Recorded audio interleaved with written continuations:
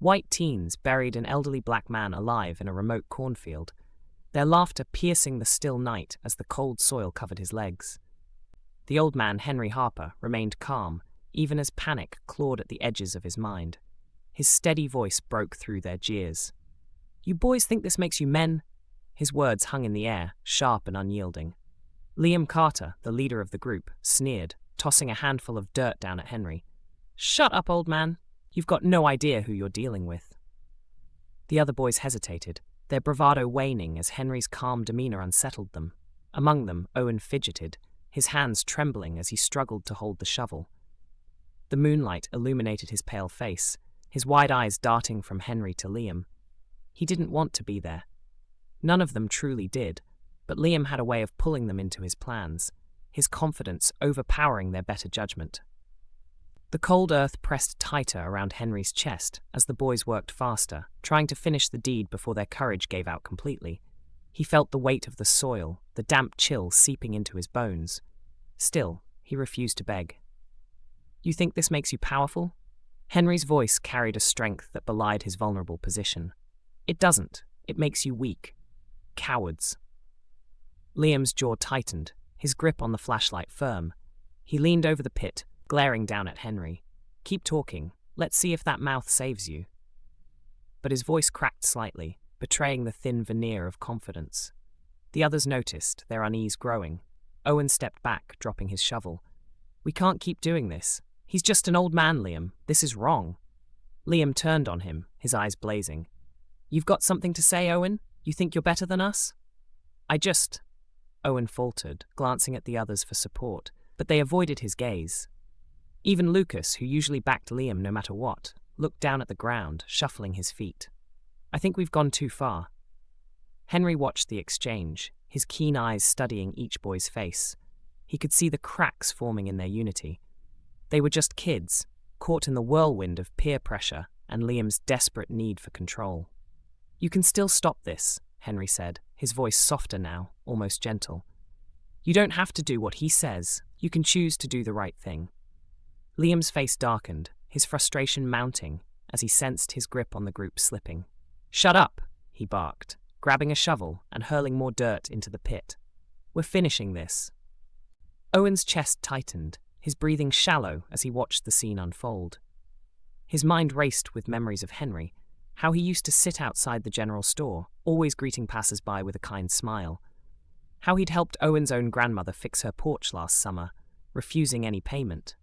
This wasn't just some stranger. This was Henry Harper, a man who had been part of their community for decades, and now they were burying him alive. "I'm done," Owen said abruptly, stepping back again. His voice shook, but there was a newfound firmness in it. "I'm not doing this anymore." Liam glared at him, his face contorted with anger. "Fine, leave, but don't think you're off the hook if anyone finds out about this." Owen hesitated, torn between fear and guilt, but then turned and ran. The sound of his footsteps faded into the night, leaving the others standing in tense silence. Liam cursed under his breath, throwing his shovel to the ground. "Useless," he muttered. "All of you." Henry's eyes followed Owen's retreating figure, a flicker of hope stirring within him. One of them had chosen to walk away. Maybe it wasn't too late for the others. "You don't have to do this," Henry said again, addressing the remaining boys. "It's not too late to make a different choice." Liam shot him a withering glare, but didn't respond. Instead, he turned to the others. "Let's go," he said coldly. "We're done here." The boys exchanged uneasy glances, but followed him out of the cornfield, leaving Henry buried in the pit. The sound of their retreating footsteps faded into the distance, replaced by the haunting silence of the night. Henry closed his eyes, the weight of the earth pressing down on him, and whispered a prayer. He wasn't ready to give up.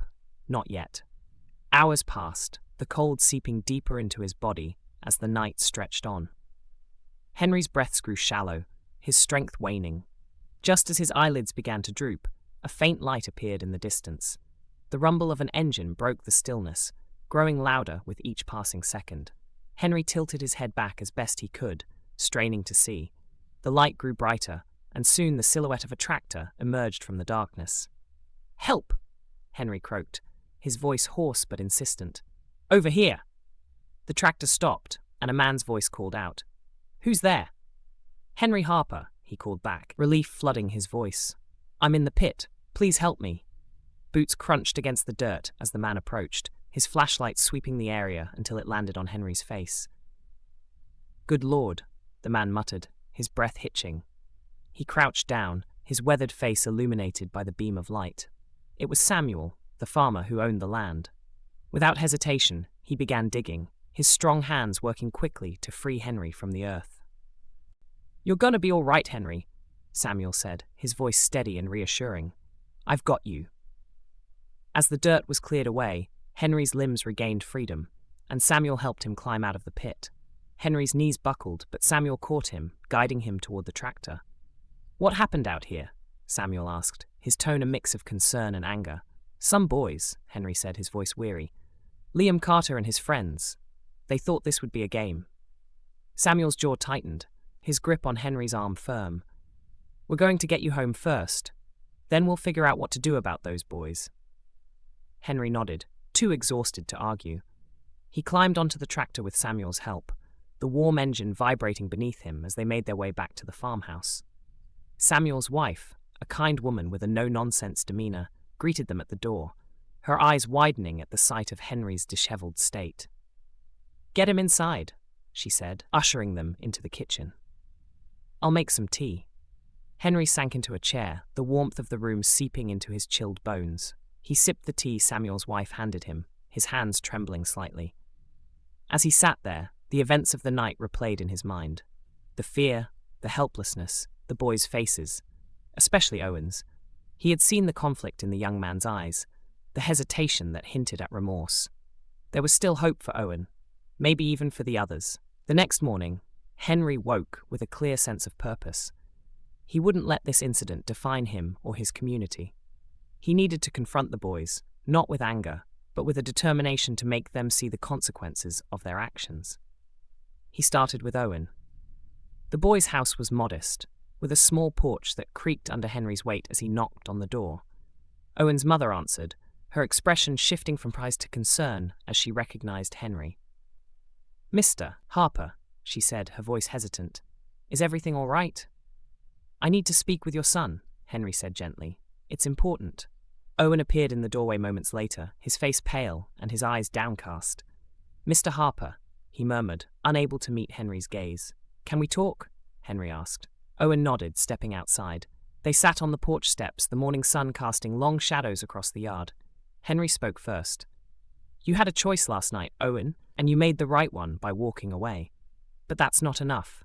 You need to make things right." Owen's eyes filled with tears, and he nodded. "I know. I want to. I just don't know how." "You start by facing what you did," Henry said firmly, "and by helping me fix the damage you and your friends caused." Owen agreed, and together they visited the other boys. Lucas was reluctant at first, but Owen's conviction swayed him. Ethan followed suit, guilt etched into his young face. Convincing Liam was the hardest. He scoffed at the idea of apologizing, his arrogance masking his fear. But when the rest of the group stood united, he reluctantly agreed, more out of pride than genuine remorse. That Saturday, the boys arrived at Harmony Chapel, where Henry waited for them. The old wooden bench they had broken during their scuffle was their first project. Under Henry's guidance, they sanded, hammered, and painted, working together to restore it. As they worked, Henry spoke to them, not with anger, but with a quiet strength that demanded their attention. "You boys have a choice," he said, his voice steady. "You can keep walking the path you're on, or you can choose to be better.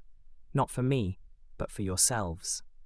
The boys listened, their hands busy with the tools of restoration. Something in Henry's words resonated with them, stirring a desire to change. By the time the bench was finished, their expressions had softened, the weight of guilt lifting ever so slightly. Over the weeks that followed, the boys worked with Henry to repair other parts of the chapel and help elderly members of the community. Slowly but surely, they began to see the impact of their actions, not just the harm they had caused, but the good they were now capable of doing. Liam, who had been the most resistant, eventually approached Henry privately. His voice was quiet, his demeanor uncharacteristically humble. "I'm sorry," he said, the words heavy with sincerity, "for everything." Henry smiled. placing a hand on the young man's shoulder. "It's never too late to make things right, Liam. What matters is what you do from here on out." The boys learned that redemption wasn't about erasing their past, but about choosing to be better in the present. And for Henry, their transformation was a testament to the power of forgiveness and the resilience of the human spirit. Together, they rebuilt not only the chapel, but the bonds of trust and compassion that held their community together.